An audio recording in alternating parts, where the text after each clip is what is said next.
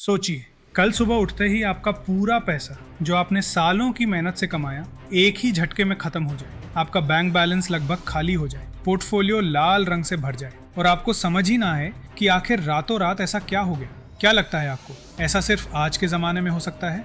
बिल्कुल नहीं। सदियों पहले भी लोगों ने यही दर्द महसूस किया था। फर्क सिर्फ इतना है कि उस समय मोबाइल ऐप्स नहीं थे, ट्रेडिंग प्लेटफॉर्म्स नहीं थे, लेकिन डर वही था, लालच वही था और जल्दी अमीर बनने की चाहत भी बिल्कुल वैसी ही थी। और शायद आपको जानकर हैरानी होगी कि स्टॉक मार्केट की शुरुआत अमीर बनने के लिए नहीं, बल्कि बड़े नुकसान को आपस में बांटने के लिए हुई थी। अब जरा ये सोचिए, अगर मैं आपसे कहूं कि दुनिया के सबसे बड़े फाइनेंशियल सिस्टम की शुरुआत किसी बड़ी ग्लास बिल्डिंग या कंप्यूटर स्क्रीन से नहीं, बल्कि एक छोटे से कॉफी हाउस और कुछ परेशान व्यापारियों से हुई थी, तो क्या आप मानेंगे? अजीब लगता है ना, लेकिन यही सच है। आज आप अपने मोबाइल पर सिर्फ एक क्लिक में शेयर्स खरीद लेते हो, लेकिन एक समय ऐसा भी था जब लोग किसी व्यापार में पैसा लगाने के लिए अपनी पूरी जमा पूंजी, यहाँ तक कि अपनी जान तक दांव पर लगा देते थे। स्टॉक मार्केट सिर्फ पैसा कमाने की जगह नहीं है, ये इंसानी भावनाओं की कहानी है, ये लालच की कहानी है, उम्मीद की कहानी है, डर की कहानी है और कई बार बर्बादी की भी कहानी है। हर ग्रीन कैंडल के पीछे एक इतिहास छिपा हुआ है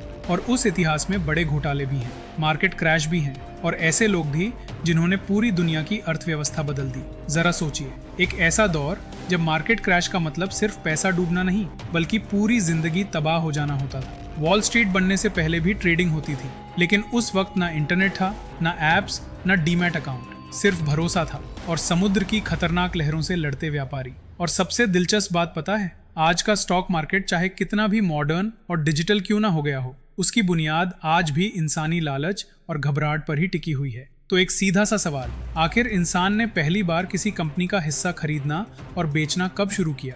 नमस्ते दोस्तों, आज हम समय में पीछे जाएंगे, उस दौर में जहां शेयर मार्केट का मतलब था महीनों की समुद्री यात्रा, तूफानी हवाएं, डूबते जहाज और एक ऐसा फैसला जो किसी इंसान को रातों रात सड़क पर ला सकता था। और यकीन मानिए, ये कहानी जितनी पुरानी है उतनी ही ज्यादा रोमांचक भी है। कहानी शुरू होती है 16वीं सदी के आखिरी दिनों और 17वीं सदी की शुरुआत से। उस समय दुनिया में सबसे ज्यादा पैसा मसालों के व्यापार में था। आज जो काली मिर्च, दालचीनी और लौंग आपकी रसोई में आम चीजें लगती हैं, उस समय वही चीजें यूरोप में सोने की तरह बिकती थी।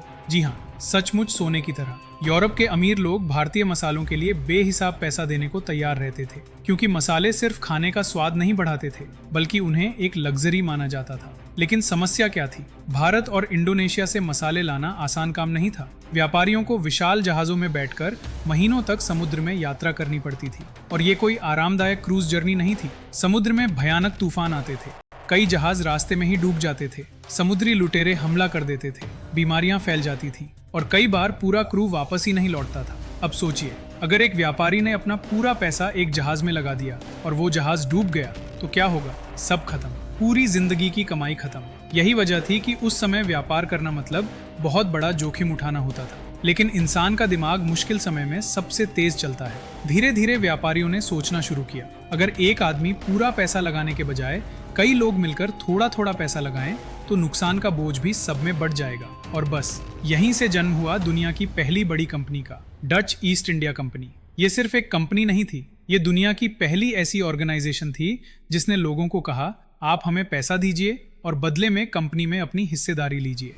अब जरा गौर कीजिए, यहीं पहली बार लोगों को एहसास हुआ कि बिना खुद समुद्र में गए भी पैसा कमाया जा सकता है। लोगों को एक कागज दिया जाता था जो इस बात का सबूत होता था कि कंपनी में उनका हिस्सा है। आज हम उसे शेयर सर्टिफिकेट कहते हैं। लेकिन कहानी यहाँ और दिलचस्प हो जाती है, क्योंकि धीरे धीरे कुछ लोगों को पैसों की जरूरत पड़ने लगी। अब उनके पास दो रास्ते थे, या तो इंतजार करें या फिर अपना हिस्सा किसी और को बेच दें। बस यहीं से दुनिया के पहले स्टॉक मार्केट की नींव रखी गई। लोग आपस में कंपनी के हिस्से खरीदने और बेचने लगे। सोचिए, शायद उस समय किसी ने कल्पना भी नहीं की होगी कि आने वाले समय में यही सिस्टम पूरी दुनिया की अर्थव्यवस्था की रीढ़ बन जाएगा। अब जरा लंदन चलते हैं। क्या आपको पता है कि उस समय शेयर्स की खरीद बिक्री किसी बड़ी बिल्डिंग में नहीं होती थी? ये सब होता था कॉफी हाउस में। जी हाँ, बिल्कुल सही सुना आपने। लोग कॉफी पीते हुए लाखों करोड़ों के सौदे किया करते थे। सबसे मशहूर जगह थी जोनाथन कॉफी हाउस। ये जगह धीरे धीरे ट्रेडर्स का अड्डा बन गई। यहाँ दलाल इकट्ठा होते थे,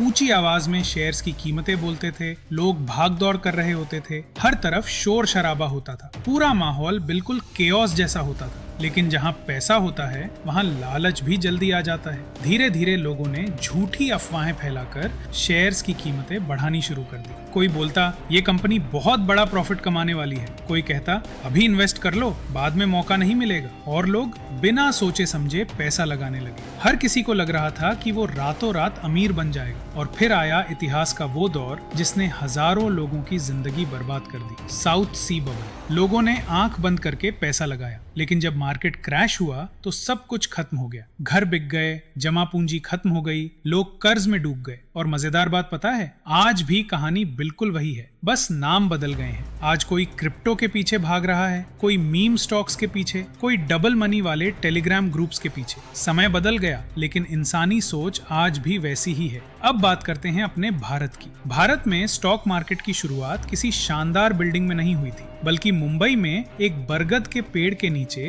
कुछ गुजराती और पारसी व्यापारी रोज इकट्ठा हुआ करते थे। ये बात 19वीं सदी की है। वे लोग कपास के व्यापार में पैसा लगाते थे और आपस में सौदे किया करते थे। जरा कल्पना कीजिए, ना मोबाइल, ना इंटरनेट, ना कंप्यूटर स्क्रीन, ना ट्रेडिंग ऐप, सिर्फ भरोसा और लोगों की जुबान की कीमत। अगर किसी व्यापारी ने अपना वादा तोड़ दिया तो उसका नाम हमेशा के लिए खराब हो जाता था। धीरे धीरे व्यापार बढ़ा और उन व्यापारियों ने एक संगठन बनाया। आज हम उसे बॉम्बे स्टॉक एक्सचेंज यानी BSE के नाम से जानते हैं। और क्या आपको पता है, ये एशिया का सबसे पुराना स्टॉक एक्सचेंज है। उस समय करोड़ों के सौदे सिर्फ बातों और भरोसे पर हो जाते थे, और आज हम मोबाइल स्क्रीन पर सिर्फ एक बटन दबाकर शेयर खरीद और बेच देते हैं। लेकिन क्या आपको एहसास है, इस एक क्लिक के पीछे सैकड़ों सालों का इतिहास छिपा हुआ है। फिर समय बदला, दुनिया टेक्नोलॉजी की तरफ बढ़ने लगी। भारत में भी शेयर मार्केट कई सालों तक पुराने तरीके से चलता रहा। लोग एक जगह खड़े होकर चिल्लाते थे,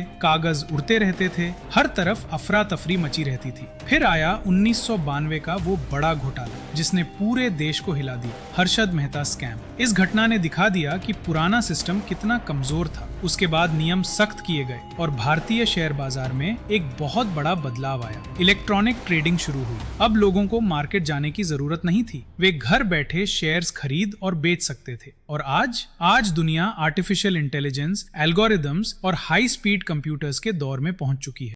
कुछ ही सेकंड में लाखों सौदे हो जाते हैं। लेकिन अगर गहराई से देखें तो मार्केट आज भी उसी चीज पर चलता है जिस पर सदियों पहले चलता था, इंसानी उम्मीद और घबराहट। जब लोगों को लगता है कि आगे सब अच्छा होगा, मार्केट ऊपर जाता है, और जब लोगों को नुकसान का डर सताने लगता है, मार्केट नीचे गिरने लगता है। इसीलिए स्टॉक मार्केट सिर्फ पैसों का खेल नहीं है, ये इंसानी भावनाओं का आईना है। तो दोस्तों, अगर आपको ये कहानी पसंद आई हो तो कमेंट में जरूर बताना कि अगली बार आप किस टॉपिक पर ऐसी ही रोचक कहानी देखना चाहेंगे। Harshad Mehta scam, wall street crash, Warren Buffett की कहानी, या फिर क्रिप्टो का इतिहास? वीडियो पसंद आई हो तो लाइक जरूर करना, शेयर करना और चैनल को सब्सक्राइब करना मत भूलना। और याद रखिए, निवेश हमेशा समझदारी से कीजिए, क्योंकि मार्केट में वही टिकता है जिसके पास धैर्य और समझ दोनों होते हैं। जय हिंद।